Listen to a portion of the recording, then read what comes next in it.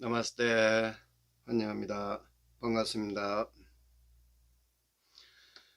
오늘은 지난주에 이어서 우리가 함께 알아보고자 하는 이 점성술에 있어서 한국에서 보편적으로 응용하고 있는 이 주역에 함유되어 있는 64괴와 아울러서 음양이치에 의한 음양설, 그리고 목화토금수에 함유된 이 오행의 이치를 응용한 이 철학성은 우리에게 시사하는 바가 상당히 크다고 볼 수 있겠습니다. 따라서 우리가 흔히 말하는 이 막연한 기대치에 의해서 우리 사람들을 농간하는 점이다 라고 말을 할 수도 있겠습니다. 그러나 이것을 무조건적인 어떤 미신적인 요소로 치부하여서 나쁘다라고 할 수만은 없을 것입니다. 왜냐하면은 그 안에 또 다른 우리의 인생을 가늠할 수 있는 어떤 방향을 제시하는 그 나침판이 될 수도 있기 때문입니다. 이러한 사주팔자라고 하는 이 카테고리를 앞에 두고 우리가 스님들과 인생 상담을 할 수 있는 요소는 될 수가 있을 수도 있습니다. 그렇다면 이 사주팔자를 스님들이 봐주어도 될까요? 안 될까요? 이것이 오늘의 주제가 되겠습니다. 다음 주부터 전개될 제2장에서 그 붓다의 일대기를 통한 그 가르침을 바탕으로 말씀을 드리는 그 도중에 열반경과 관련해서 한 번 더 언급을 할 수도 있겠습니다만, 이와 관련해서 미리 한 일부분을 도출해서 그 핵심 요지를 먼저 한번 보도록 하겠습니다.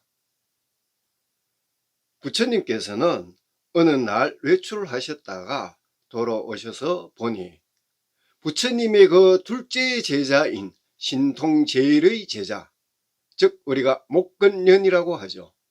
근데 빨리어로 하면은 마하 목갈라나 존자이십니다.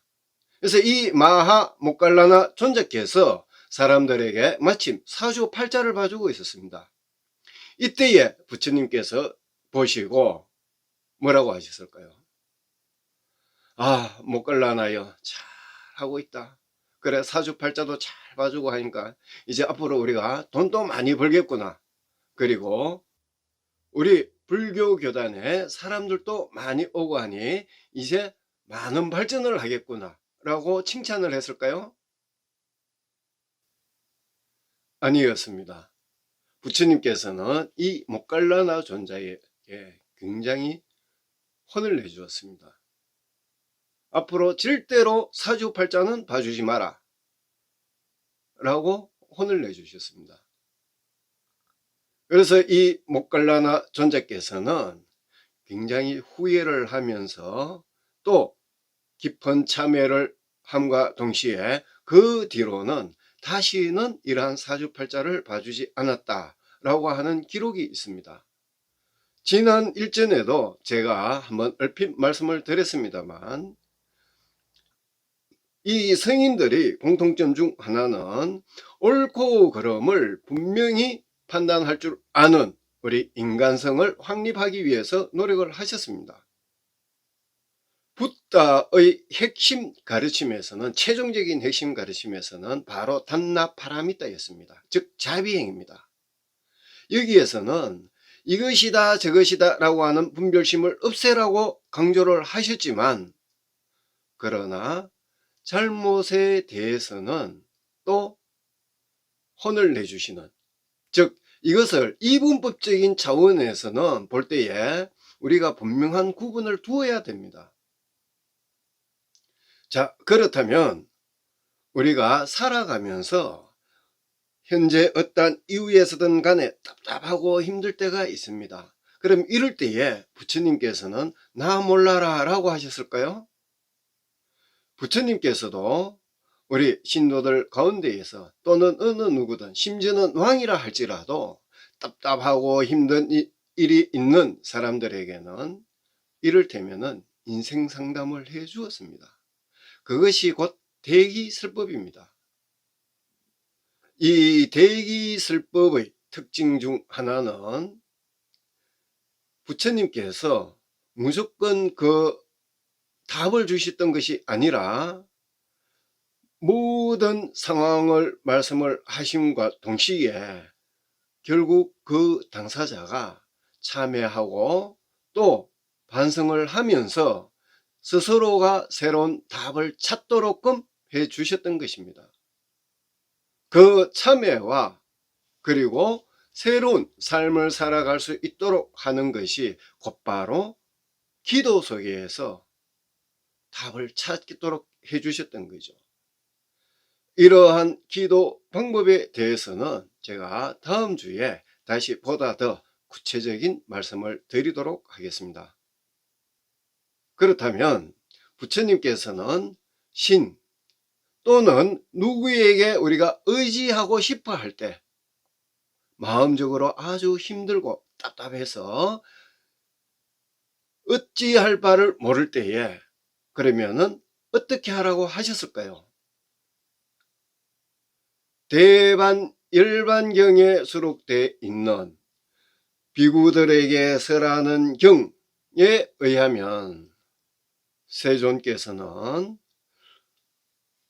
비구들이여 이 세상의 모든 이 만들어진 것, 즉 이것을 유위라고 합니다.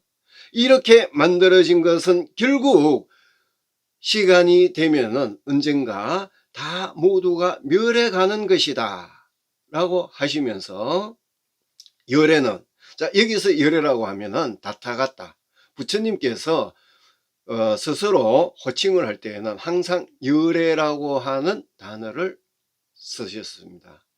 그래서 이 열애는 이제 앞으로 3개월 후에 열반에 들 것이다 라고 하셨습니다.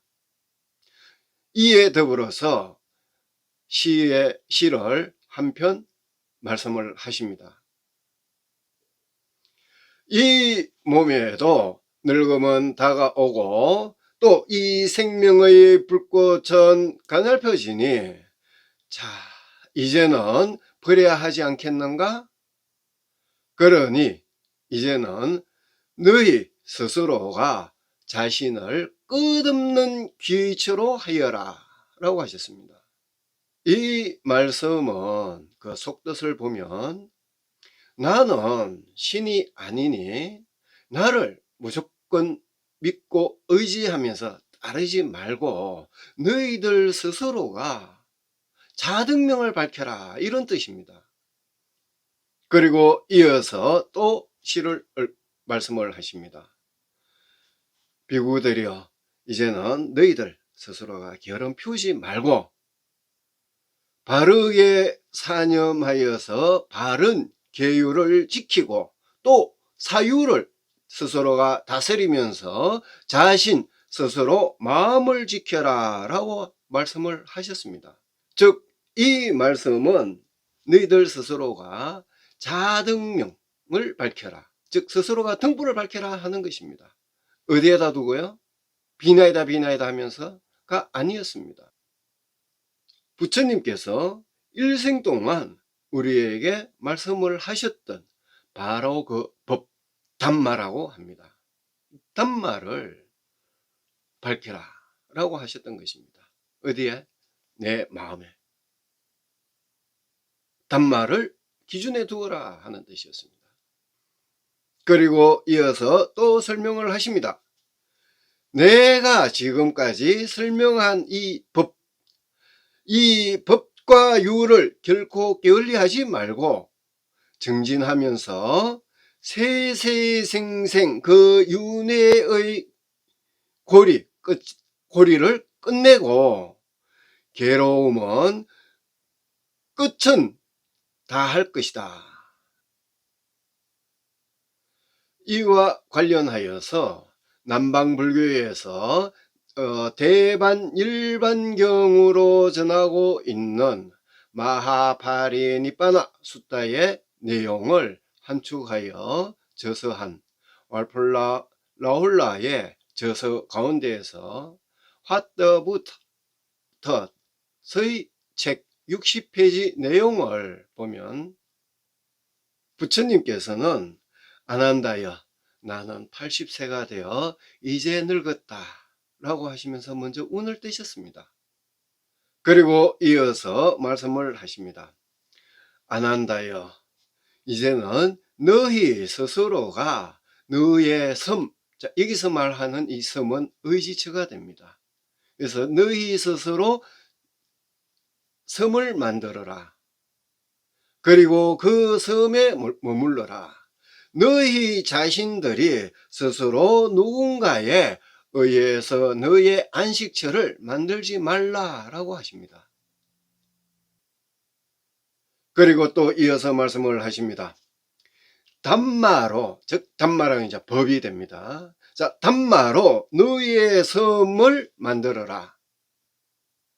그 담마가 너희들의 안식처가 될 것이다.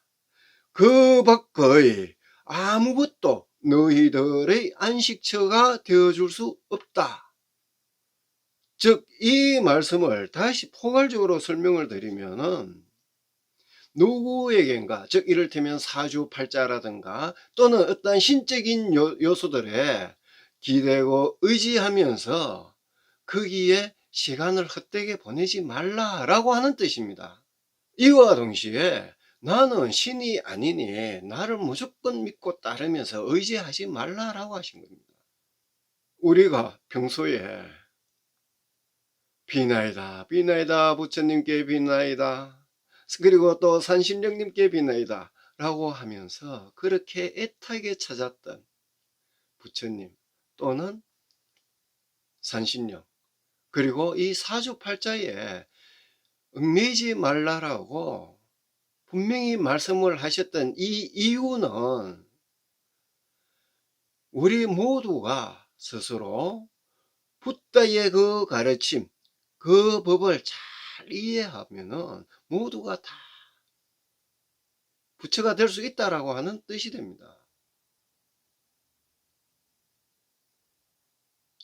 부처님께서는 우리에게 그 길을 열어주셨던 것입니다. 이와 관련하여서 앞에 소개 말씀드렸던 화떠 붓다 터의 그 52페이지에 수록되어 있는 이 라훌라에 의하면은 이러한 붓다의 가르침은 무지, 쇠약함, 그리고 근심, 걱정, 그리고 우리가 그렇게 애타게 바라는 욕구, 욕망, 이러한 것이 생기도록 부처님께서는 지원한 것이 아니다 라고 지적을 하셨는데 제가 보기에는 바로 이 라홀라의 핵심 포인트가 정확하게 찝었다라고 저는 보고 있습니다. 그리고 이 라홀라는 덧붙여서 붓다께서는 사람을 계몽하여 그들의 그 깊은 뿌리를 그들 자신 스스로가 풀어서 파괴하는 그것을 목표로 삼았다라고 요약을 했습니다. 샤캬무니 붓다께서는 모든 사람들이 이 붓다의 그 깨달음 가운데에서 터득을 하셨던 그 단말을 바탕 근거로 해서 우리 인간들 모두가 스스로 깨달음과 동시에 모든 사람들이 평등하고 평화로운 그러한 세계관, 그러한 이데아계를 원하셨던 것입니다. 즉, 그 당시나 지금 현재도 마찬가지입니다만 그 당시에 그 기득권 세력들에게 농간을 당하지 말기를 굉장히 그렇게 원하시면서 인생의 목표로 두셨던 것입니다. 여러분 가운데에서 부처님 스스로가 나는 신이 아니다 라고 하셨으니 좀 실망을 하시는 분들이 계실 겁니다. 그러나 저는 개인적으로 만약에 부처님께서 나는 신의 아들이다, 그래 나를 무조건 믿고 따르라 라고 했다면은 저는 불교에 입문도 하지 않았을 뿐더러 또 오늘날 이렇게 성복도 입고 있지 않았을 것입니다. 관점에서 붓다를 보셔야지만이 정확한 불교를 알 수가 있고 또 이해를 할 수가 있는 것입니다. 그러나 오늘날 우리는 어떻습니까? 일상생활 속에서 왜 부처님의 이러한 뜻에 대해서 오히려 이해를 못할까요? 바로 지난 시간에도 한번 말씀드렸습니다만 그 분별심에 의한 고정관념에서 벗어나지 못하고 있기 때문입니다. 그래서 참으로 아이러니한 저의 그 경험담을 잠시 말씀을 드린다면, 제가 수년 동안 교도소에 가서 그곳에서 수용하시는 분들에게 부처님의 말씀, 즉 붓다의 이 단말을 그분들에게 얘기하고 전하면 오히려 고개를 끄덕이면서 그냥 그대로 받아들이고 또 마음에 두는 그 모습들이 환하게 보입니다. 왜 그럴까요? 그분들은 이미 마음을, 한마디로 표현하면은 마음을 다 비운 상태에 있기 때문에 그 상황에서 단말을 접하고 있기 때문에 불교, 즉 부처님의 그 말씀을 쉽게 이해를 하고 또 불교를 가깝게 마음 깊이 다가갈 수가 있던 거죠. 만약 부처님께서 사람들에게 그 당시에 나는 신의 아들이니 나를 무조건 믿고 따르라 라고 하셨다면 아마 인도 사회에서 불교가 멸망하지 않았을 수도 있었을 것입니다. 그러나 붓다의 그 의도, 그 마음, 그 생각에 대해서 조금 전에 제가 소개해 드렸던 이 라홀라의 책에 수록되어 있는 그 내용을 조금 더 구체적으로 보면은 붓다께서는 모든 사람은 노력으로 하여서 누구나 붓다가 될 수 있는 그 잠재력을 자신 스스로가 안에 가지고 있다라고 요약을 했습니다. 이 말은 불교를 가장 함축한 예로 볼 수가 있겠습니다.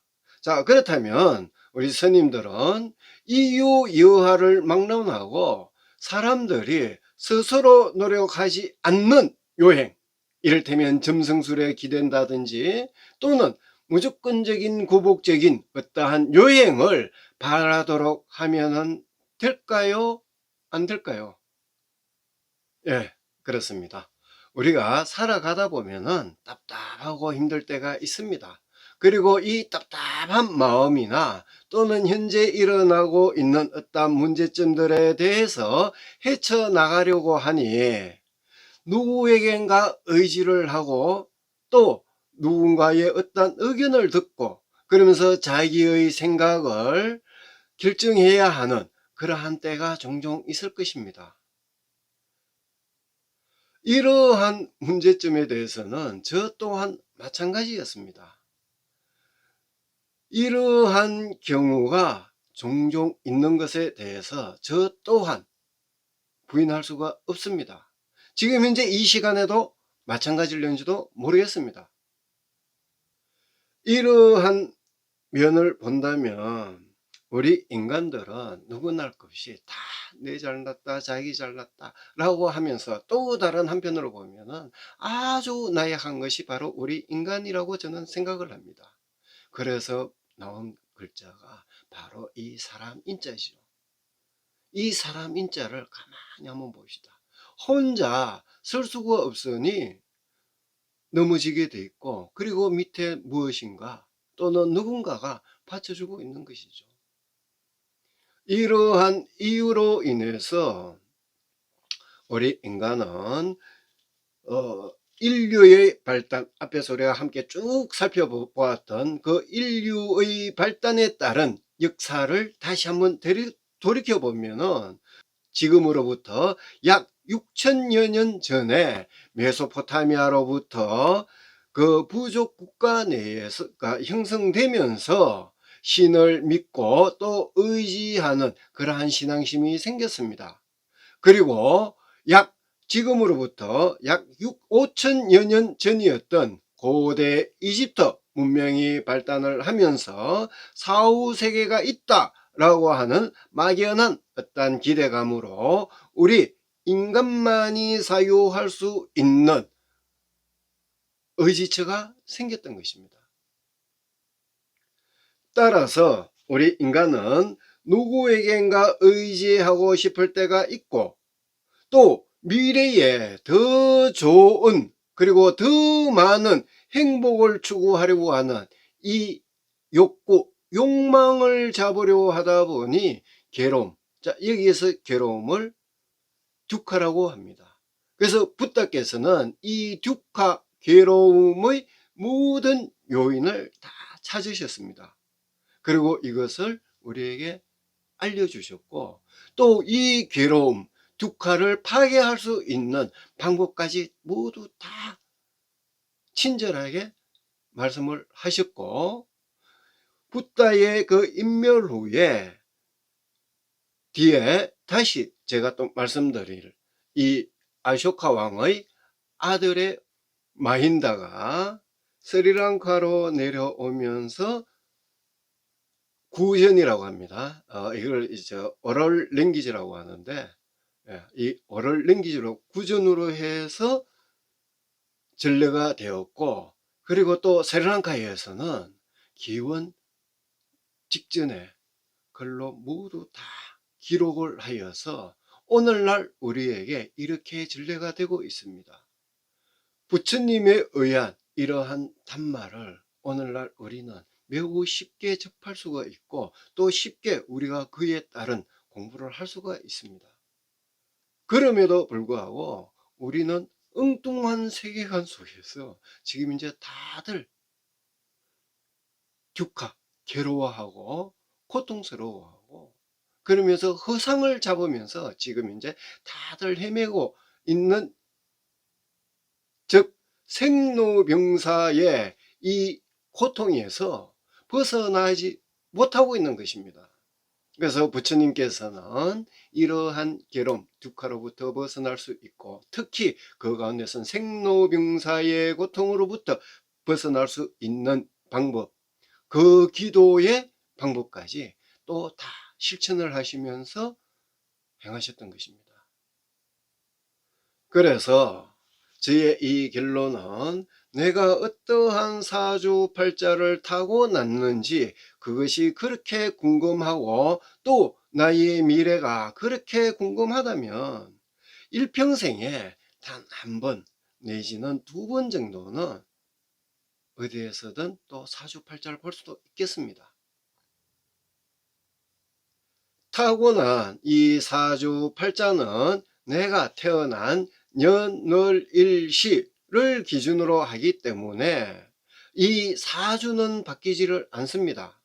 그러나 여기에서 또다시 파생을 해서 천간지지로 인해서 또다시 두 개를 파생을 하면은 팔자가 나옵니다. 그래서 이 사주는 바뀌지 않지만은 이 팔자는 얼마든지 또 바꿀 수가 있습니다. 그 바꿀 수 있는 방법이 뭐가 있을까요? 바로 부처님의 가르침을 우리가 잘 이해를 하고, 또 그 안에서 다음 주부터 제가 말씀드릴 그 부다에 의한 기도 방법을 응용을 해서 그 안에서 내가 참여를 하고, 그리고 결국은 도의 경지에도 이룰 수가 있다라고 하는 것입니다. 즉 이렇게 한다면은 나의 인생이 바뀔 수가 있다는 것이죠. 이러한 사주팔자와 관련해서 제가 드리고 싶은 말씀은 상당히 많습니다만 오늘 또 시간 관계상 여러분께서 댓글로 남겨주신다면 제가 한 번 더 검토를 해보고 또 답을 드리도록 하겠습니다. 그에 앞서서 자, 그렇다면 절에서 사주팔자도 보면은 안 된다. 또 여러분이 그렇게 좋아하시는 비나이다. 비나이도 하면은 안 된다. 그러면은 우리가 절에 갈 이유도 없네? 그리고 사주팔자도 안 봐주는데 스님들 역할이 뭐지? 라고 하는 또 의문을 가지실 수도 있겠습니다.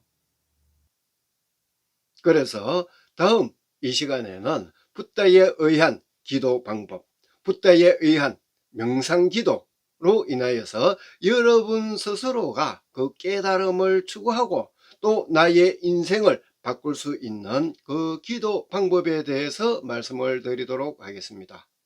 아무쪼록 늘 행복하시고 또 이 끝자락에 있는 이 코로나를 우리 모두가 다 슬기롭게 잘 피해 다녀서 곧 종식되기를 발언을 올리면서 다음 주에 뵙도록 하겠습니다. 오늘도 늦은 시간 끝까지 함께 해 주셔서 대단히 감사합니다.